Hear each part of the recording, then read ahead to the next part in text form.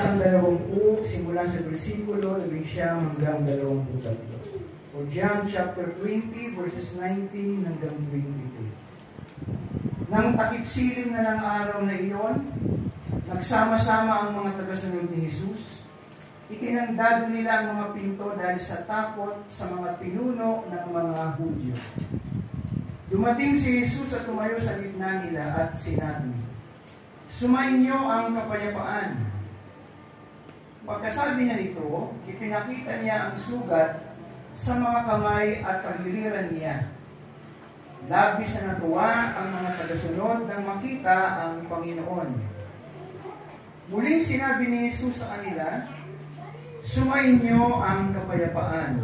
Kung paanong sinugo ako ng Ama, kayo ay isinusugo ko rin." Pagkasabi niya nito, hiningahan niya sila at sinabi, "Tanggapin niyo ang banal na Espiritu. Kung patatawarin niyo ang kasalanan ng isang tao, pinatawad na siya ng Diyos. At kung hindi niyo patatawarin ang kanyang kasalanan, hindi rin siya pinatawad ng Diyos."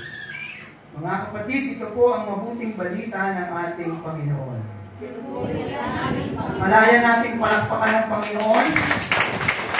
Malayang palakpak dahil wala naman tayo sa araw ng Kwaresma. Ating pag-celebrate ngayon ang muling pagkabuhay, kaya palakpakan din ang mas malakas ang Panginoon. Hindi kasamang sigaw. Kasi last week po, pinititig po tayo sa pagpupuri. Kasi nga panahon ng Kwaresma. So tapos na po yun, kaya muling pagkabuhay na, kaya muli nating buhayin ang ating pagpupuri sa Kanya. Ano kayo, Juan? Makakaupo na kayo, mga kapatid. Pagpalang gabi po sa inyong lahat. Pwede mo pang batiin ng iyong katabi, pagpalang gabi din. Happy Easter ho! Maligayang muling pagkabuhay. Mga kapatid, yung nakaraang linggo ho, nung Biyernes Santo, may kapitbahay kasi kami, mga bata ho, nagpatugtog ng malakas. Nagpatugtog po ng malakas sa sound system. Mga patugtoging, yung mga normal na tugtogin. Pumasok po yung isang maganda, kinatok. Tigil nyo yung tugtog na yan. Dahil patay ang Panginoon ngayon. Makidalamhati kita dahil patay ang Panginoon. Sabi ko, meron pa palang tao na naniniwala ang Panginoon kapag Biyernes Santo namamatay. Mabuti na lang po, nabuksan na po kayo. Kayo ba naniniwalang ganun din? Ang sama ng tingin nyo. Naniniwala pa kayong tuwing Biyernes Santo na namamatay ang Panginoon? Hindi na po Noon ho, ang paniniwala ho natin ganun. Kasi hindi ho tayo turuan po ng maayos. At tinuro sa atin ng mga nauna sa ating mga tao, kapag Biyernes Santo, hindi pwedeng maligo. Kahit mabaho ka na, hindi pwedeng maligo. Kapag Sabado, Black Saturday, dito magandang pagkakataon para humingi ng kapangyarihan. Kapangyarihan mula sa kadiliman kasi patay nga raw ang Diyos. Kasi pag araw nga ho ng Black Saturday, doon malakas ang puwersa ng kadiliman kasi doon sila namamayagpag. Yun ang paniniwala natin noon. But ngayon, dahil dumating na po tayo sa tinatawag na charismatic renewal, na bago na po yun, at iniwan na po natin ang ganong paniniwala. But meron pa rin mga taong naniniwala sa ganon. Amen? Kung meron kayong mga taong nakilalang naniniwala pa rin sa ganon, kailangan yung missionin niya. Ayaw eh. Ngayon, mga kapatid, dahil sineselebrate pa rin ho natin ngayon ang tinatawag na muling pagkabuhay ni Christ o resurrection, meron po akong i-share sa inyo tatlong mahalagang pagpapala or the blessings of resurrection, tatlong bagay itong mahalaga. Pag itong blessing na ito ay hindi po ito material katulad ng pera o mga bagay na ginagamit ang ating katawan. At itong blessing na ito, nang siya'y muling nabuhay, ito po yung pagpapalang kailangan po nating matanggap bilang Kristiyano. Huwag na muna natin pag-usapan ng mga material na bagay ngayon. Amen? Amen. Sa halip, tingnan ho natin ang pinakamahalagang pagpapala na resulta ng kanyang muling pagkabuhay. Pero bago ho yun, sabi po nung nakaraang mga naunang gospel nung mahal na araw, sabi ni Christ, in-example po niya ang kanyang pagkamatay sa pamamagitan ng butil ng mustasa o trigo, na kapag ito ay nalaglag sa lupa at nailibing, namatay at naibaon, mga ilang panahon, buwan, itong napakaliit na binhi ay nagbubunga ng sagana. Ganon ang kanyang pagkakasulat sa kanyang pagkamatay. Nang siya'y namatay, inilibing, at nang siya'y nailibing, yung kanyang muling pagkabuhay ay nagdala ng maraming pagpapala. Marami siyang blessing pong dinala at hatid sa ating mga tagasunod ng Panginoon. Meron po kung tatlo lang ho na isi-share sa inyo na mahalagang blessing mula nung siya'y muling nabuhay 2,000 years ago. Pakisabi sa iyong katabi, tandaan mo ito. Kailangan mo ito. Una sa lahat, kailangan mo ito. Ano yon? Una, sabi sa verse 21 na binanggit po natin kanina, sabi doon, again, Jesus said, peace be with you, as the Father has sent me, I am sending you. Muling sinabi niyo sa kanila, sumainyo ang kapayapaan. Sabihin niyo kapayapaan. Una, Jesus gives us peace. Kapayapaan ang unang blessing ng Panginoon sa kanyang mga alagad nung time na yon. Kapayapaan dahil nung mga oras na yon, ang mga alagad ay masyado na po silang nahahadlok. Takot. Sa sobrang takot kasi nga, pinatay nila ang kanilang Panginoon. Pinatay sa krus. So, yung kanilang Savior, namatay. So, wala na silang tagapagtanggol ngayon. Kaya ginawa nila, nagkulong sa isang kwarto, at doon nagsama-sama, at pinag-uusapan nila, iniisip nila, paano na tayo ngayon? Yung ating tagapagligtas, unang namatay pa. Paano tayo ngayong mga sumunod sa Kanya? Sila po'y masyado na pong nalilito, natatakot, at nababalisa. Kaya nang si Christ po'y dumating na parang multo doon sa kwarto na bigla siyang nag-appear, ang sabi niya, sumainyo ang kapayapaan. Sabihin niyo, peace be with you. Familiar pa kayo salitang peace be with you? Pag nagsisimba po tayo, di ba? Kapag may misa, pag binanggit ng pare na, sumainyo ang kapayapaan. Anong kinaganti niyo? Parang tumatawag tayo ng pusa eh.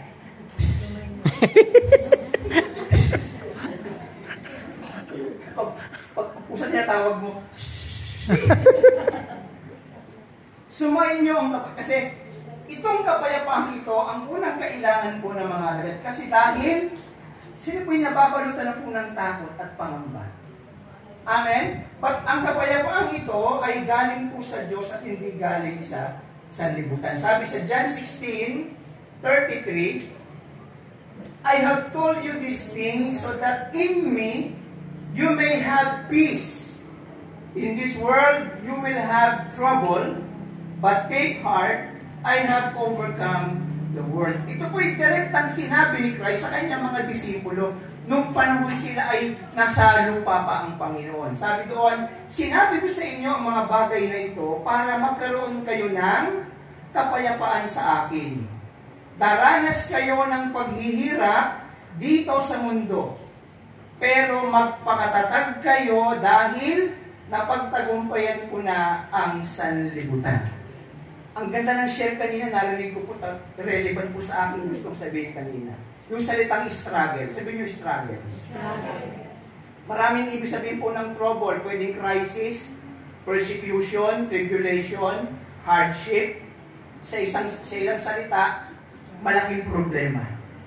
Amen? Totoo yun na hindi lang puro blessing ang tinatanggap ng mga anak ng Diyos. Amen? Mas marami ho ang hardship at problema.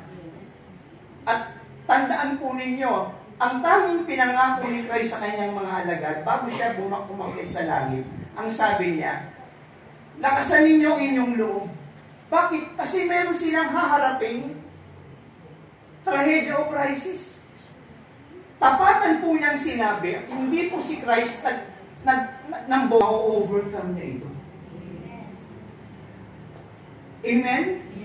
Yun ang magandang comfort na sinabi ni Christ na, I overcome the world. Meaning, mapagtatagumpayan nyo rin ang kapighatiang ito, kaya sinabi ng Panginoon, ang kapayapaang ibinibigay ko sa inyo ay hindi kapayapaang katulad sa sanlibutan.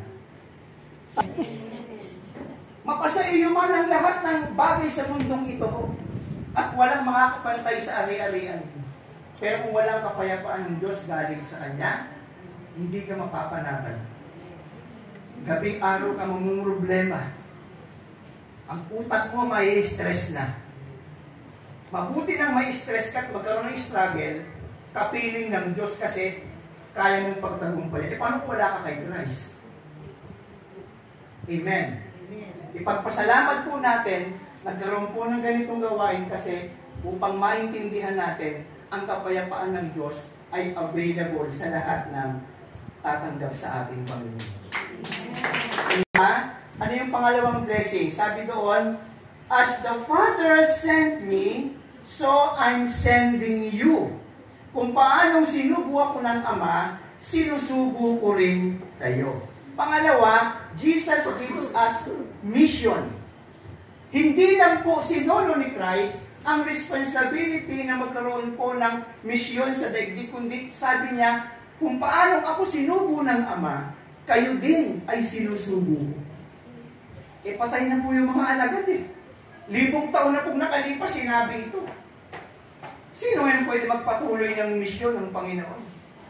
Yung mga parahubog ba? Yung mga parasugal sa kalasada? Yung mga... Sino pwedeng magpatuloy nito?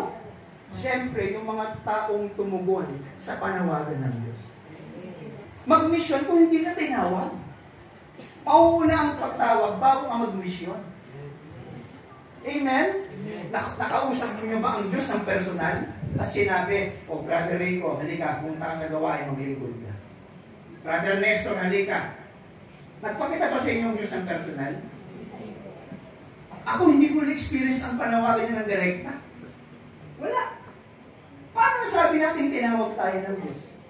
Ito ang sagot niya sa aking pagninilay kanina habang nagmumotor ako. Malalaman mong tinawag ka ng Diyos sa gawain ito. Una, ipapanganak sa puso mo yung design. Pero yung 2 weeks kong bakasyon, ang ginawa ko, pumunta ako ng Amosolo, nagpusisa ako. Hanggang sa unti-unti, sabi ko na parang gusto ko nang mag-serve at mag-full time. At ako nag-decide na mag-full time para maging lingkod ni El Shaddai. Eksakto naman tumawag po yung aming company, bumalik ka na, mas malaki ng sweldo mo ngayon. Pero pinili ko pong mag-serve kay El Shaddai. At iniisip ko siguro kung hindi ako mag-serve, baka malaki na po yung kita ko ngayon. Pero kung na pinanghinayangan ng mga alaga, ang decision ko ay maglingkod sa Diyos.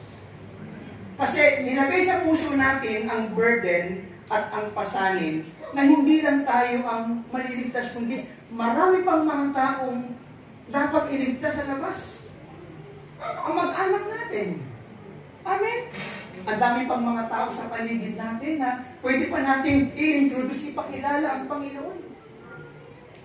Amen?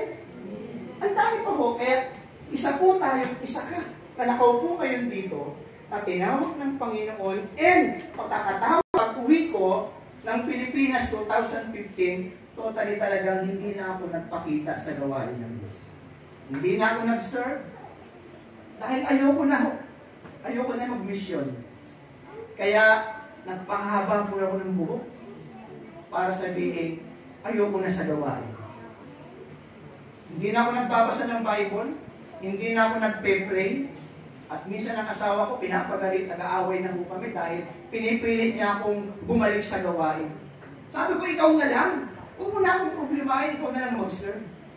Kasi ang panalangin ko noon, makabalik ako sa Japan para makapagtrabaho, kumikita uli ng pera.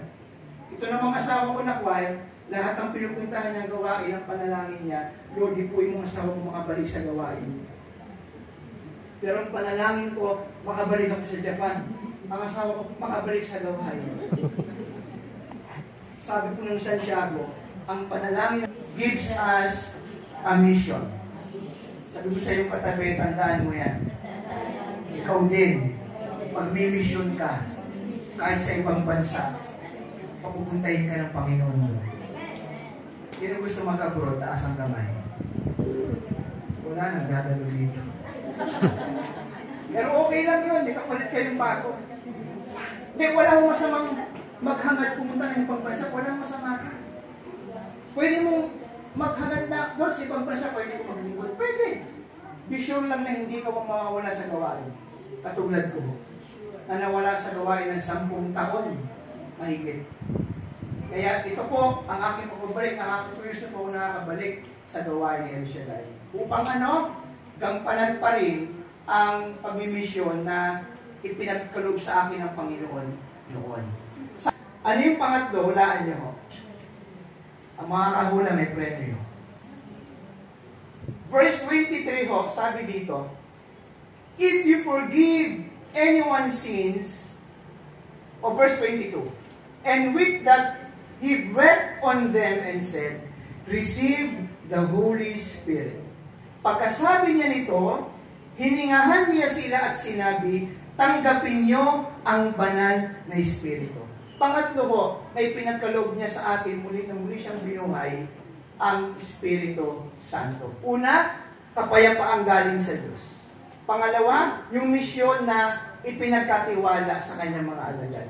Pangatlo, ibinigay niya ang kanyang Espiritu Santo sa mga alagad. Sabi doon, pagkasabi na nito, hiningahan niya sila at sinabi, tanggapin niyo ang banal na Espiritu. Kung papatawarin niyo ang kasalanan ng isang tao, pinatawad na siya ng Diyos. At kung hindi niyo patatawarin ang kanyang kasalanan, hindi rin siya pinatawad ng Diyos. Bakit, Brother Peter, ibinigay ng Diyos ang kanyang Espiritu Santo? Kasi nga, sa pagmimisyon po natin, part ng ating misyon na tayo ay magiging messenger ng forgiveness. Tayo ay magdadala po ng kapatawaran sa taong nagkasala sa atin. At hindi mo kayang patawarin ng isang tao kung wala sa iyo ang Espiritu Santo. Amen? Kung ang Espiritu Santo ay wala sa isang tao, hindi niya kayang magpatawad. Puro galit at puot ang maghahari sa kanya. Kaya nga ibinigay ng Diyos ang kanyang Holy Spirit, sabi niya, kung ang patawarin niya sa kasalanan ng isang tao, ay patatawarin din ng Diyos. Amen. Sabi nga ni Brother Lego kanina, totoo yun. Not by might, nor by power, but by the Spirit, saith the Lord. Hindi natin kayang magmisyon sa ating sariling skill o sa ating sariling karunungan. Nag-aral ka, nakatapos ka. Hindi yan ang ipang popondo mo para sa paglilingkod, kundi ang Espiritu ng Diyos ang bibigay sa atin ng kapangyarihan upang ma-accomplish po natin ang misyong ito. Not by might, hindi sa kapangyarihan ko, kundi sa kapangyarihan ng Espiritu Santo. Sabi mo sa iyong katabi, tandaan mo yan. Wala ka mang kakayahan. Kung may kakayahan ka man, hindi pa rin yan ang magiging sandata mo, kundi ang kapangyarihan ng Espiritu Santo. Ang Espiritu ng Diyos, doon tayo mananangan. Hindi sa ating sariling karunungan. May isa ako ng pakinggang teaching sa Facebook tungkol sa isang, nagpipreach po siyang, isang minister po ng simbahan. Nang sabi niya patungkol po sa anointing ng Holy Spirit. Ang isang worship leader o isang choir leader o anumang Christian leader sa gawain, hindi po pwedeng manangan sa kanyang sariling na pag-aralan. Dahil kung ang kanyang sariling pinag-aralan, ang kanyang magiging sandata, hindi na niya kakailanganin ng Espiritu ng Diyos. Dahil marunong siya eh. Magaling siya. May pinag-aralan siya. Kaya ano gagawin ng Espiritu Santo sa akin? Kaya ka naman eh. Pero sabi niya, ang Espiritu ng Diyos, kailangan pa rin ng isang manggagawa o mga lingkod ng Diyos kasi hindi sa kapangyarihan mo o kakayahan mo, gagawin mo ang patungkol sa Diyos, kundi sa pamamagitan ng kanyang Espiritu Santo. Kaya binigay niya ang kanyang Espiritu Santo dahil dito tayo dapat magtitiwala at ang Holy Spirit ang magbibigay sa atin ng siyang magiging abogado natin. Sabi sa John 14:26, sabi doon, "But the Advocate, the Holy Spirit, whom the Father will send in my name, will teach you all things and will remind you of everything I have said to you. At hihingin ko sa Ama na bigyan niya kayo ng isang tagatulong na sa inyo magpakailanman, ang banal na Espiritu Santo." He is our advocate, siyang abogado natin. Apingin man tayo ng sino mang tao, gipitin man tayo man ay idaw ng maraming tao, meron tayong dakilang abogado, walang iba, ang Espiritu Santo. Siyang mag-guide sa atin, nagtuturo sa atin kung anong tamang dapat natin gawin. Sabi sa John 14:26, sabi doon, "And I will ask the Father, and He will give you another advocate to help you and be with you forever." Siyang tutulong sa atin at makakasama natin habang buhay. Saan man tayo magpuntang bansa, saan man tayo magpuntang lugar, ang Espiritu ng Diyos ay lagi po natin kasama. Kahit sa pinakailalim ng lupa tayo magpunta, ang Holy Spirit kasama ho natin. Amen? Kaya nang ipinagkaloob ng Panginoon ang kanyang Espiritu sa mga alagad, tayo rin hong nandito ngayon ay nakipartake at nakinabang din tayo ng Espiritu ng Diyos na ipinagkaloob sa kanila. And then, sabi sa Zechariah 4:6, sabi sa inyo kanina, sinabi niya sa akin, bago ko sagutin iyan, pakinggan mo muna itong mensahe ng Panginoong makapangyarihan na sasabihin mo kay Zerubbabel. Zerubbabel, matatapos mo ang pagtatayo ng templo, hindi sa pamamagitan ng lakas o kakayahan ng tao, kundi sa pamamagitan ng aking Espiritu. So he said to me, "This is the word of the Lord to Zerubbabel, not by might, nor by power, but by the Spirit, says the Lord." Amen? Tatlong mahalagang bagay. Jesus gave us peace. Second, Jesus gives us mission. And third, Jesus gives us His Holy Spirit. Sa kanyang muling pagkabuhay, itong tatlong ito ang pinakamahalagang bagay na dapat natin tanggapin. Bago yung material na bagay. Amen? Kaya ngayon tayong mga nandito ngayon, minsan pa, anyayahan natin ang Espiritu ng Diyos na sa atin ay patuloy na kumilos sa buhay natin. Ano man ang ating gagawin,